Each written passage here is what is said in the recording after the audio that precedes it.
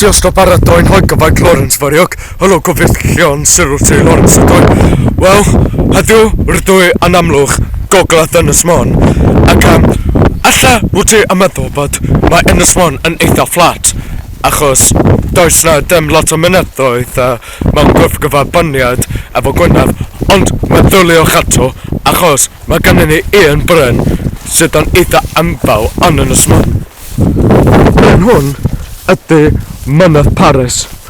Mae Mynydd Parys yn reidio oedd y mynawdd copr yn reidio, ac os ti'n gweld beth fel y llun yma, wedyn os ti'n,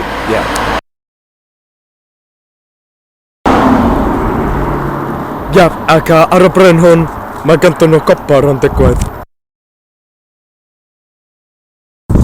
Rwan, mae pawb yn gofyn pa pryd oedd man cychwyn.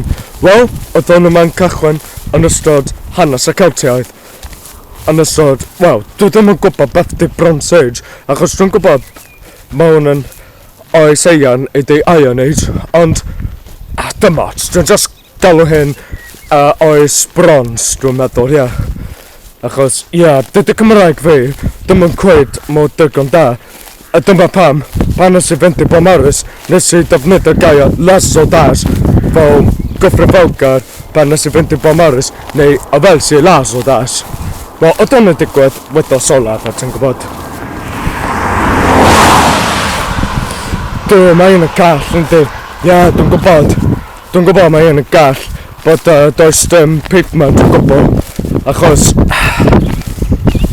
dwi'n meddwl mae'r rhaid Llywodraeth Cymru yn cael gwelliant ar mwyn pedestrians, ar mwyn fynd yna, ond mae un yn amhosib achos maen nhw'n dweud bod mae un yn dynistrio beth fel cyffyn gwlad neu anghyfeillgar wrth y byd.